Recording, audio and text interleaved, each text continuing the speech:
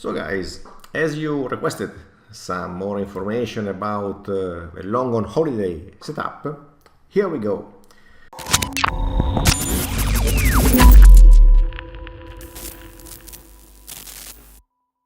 As I said, this is a setup, a known setup. It does not come from me on index futures. And this is the structure of the rule. Actually, the important rule is the first part of it. If there are a number of days left before holiday, then enter at market, next bar at open. Here I have some additional conditions which are available here just to test single months. If I put my month equal to 0, I just test every single month. If I put a specific input from 1 to 12, I test only setups occurring on a specific month. And here I can also test, as we are entering long, if I put my average equal to 0, I don't add any condition. If, on the contrary, I put a value here, I enter the trade only if the close is greater than the moving average of this period of the closes. This is the rule actually, and I can tell you that the input is 2, the days before holiday, which means 2 days in advance I give the enter signal to enter the following morning on the open. That is, the last day, the last open day before holiday, I enter long. Then how to exit? There is a time long exit, which is after a certain number of bars in trade, which I put equal to 5 as one trading week, let's say, as a default, and then an ATR stop loss and an ATR take profit. Simply, I take the average true range of the last 10 days, 2 weeks, 2 trading weeks, and then multiply by an ATR stop, and the same thing I do to the take profit, with an ATR take profit multiplier, which are 1 for the stop and 3 for the take profit. I tested these, you can put different input. This is a very basic setup just to test the overall scenario of this thing. Data, we can start with a mini S&P here, and we run. Let's see what happens. Well, you see the trade is profitable. The equity line is not really the best, but it produces profit. And if we look at the monthly history, month by month, we see that there are some months with profit, some which are mixed. So we can, in this case, test the outcome on different months, going from 0 to 12, step 1. So we see this chart here. 0 is all trades, and here we see different months. Here we see that Christmas, December, and probably Easter, here in April, are the most profitable setups. So these are the trades to pay attention to. All the others do not have a real edge seeing things here, okay? I don't find anything significant here, but on Easter I get 78%, sorry about that. I get 90% win. This is the Kelly, which is not something we are interested in. 90% wins. So I mean, Easter is a real killer for these kind of trades. Also something here in June, which I don't exactly remember what it is, but you can study that, 100%, but there are obviously a smaller number of trades here. What we could do next is to consider a very short time exit immediately after the holiday. So apart from being stopped or taking profit, we exit immediately. And in this case, we see that there is a better distribution, more wins.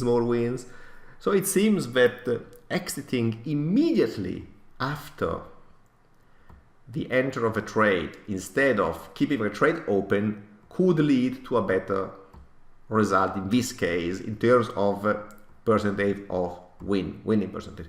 But there are still very bad periods, you see here and here. Seeing these periods, we could think that a solution could be to test the moving average filter and enter only when we have some uptrend, let's say. And in fact, looking at the very short term moving average, the 50, or the longer terms, 180, 170, 190, which is more or less the 200 moving average, we make less profit, you see, but we reduce the maximum drawdown. The profit, you see, maximum is here, then we have some stabilization here. But if we measure the maximum drawdown instead, we see that actually taking all the trades is much more dramatic than filtering trades only in uptrades. You see how we cut the average drawdown doing so. So actually, this is the result on the EMEA S&P, where this technique was born, more or less. But let's put everything back to, let's say, our default inputs, and let's have a look at other parts of the world. And let's, for example, take a European important future, such as the DAX future. Here we go, and this is very interesting. You see, DAX makes really a lot of money and is very consistent in its wins. So DAX is an interesting place to look at this trade. And what's interesting here on DAX is again that if we test this month per month, let's see, we find out that again Easter and Christmas are the most profitable setups. March, April here, and December, which is Christmas.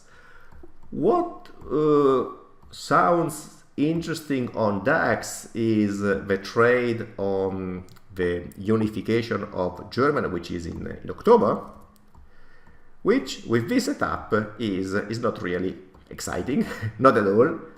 But if we change our holding periods to a very short run, the situation changes. Not the best, but you see that from losing a lot of money, we make some money.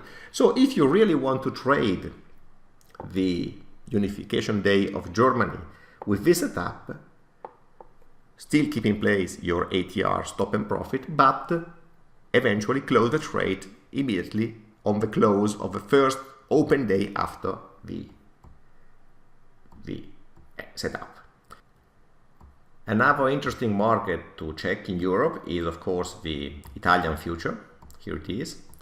And using the standard inputs, we have this thing here, which is not bad. Looking at the single months, we have again the confirmation that Easter and Christmas are the winners. Interesting, August, which is normally the 15th of August, which is a very important holiday in Italy, we do not see interesting profits as witnessed by this chart. Also in this case, if we change the holding period to a very short one, the situation changes. So if you really want to trade on the 15th of August, this is a nice equity line, exit immediately the trade after having entered it. So the first open day after the entry, close the trade on the close of the day. Here there are some other trades, I don't remember what this whole day was on the 29th, end of August here, but okay, generally this is the 15th of August trade for the Italian future. Now going back to the standard inputs on overall markets, we can have a brief look to some other markets. Hong Kong index, which is not very nice, and this is an exception to more or less all the indexes we are looking at here, because also if you look at the future, which is here, I took the index because it had a longer history, but also in this case you see the situation is bad in the last period. On the Nikkei, Japanese future, the situation looks better. You see, the things work out pretty well. And also looking at the Australian future, look at here, again we have something which looks appealing.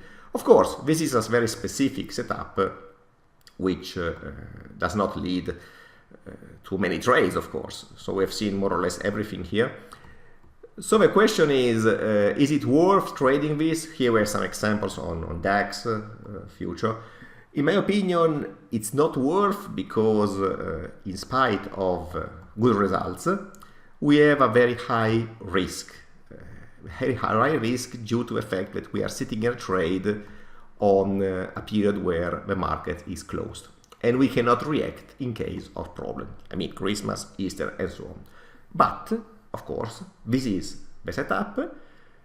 You enter on the open the first day before the holiday, and you open your long trade, and 10-day, this is just an example here, 10-day ATR stop, or 3 times the stop, take profit.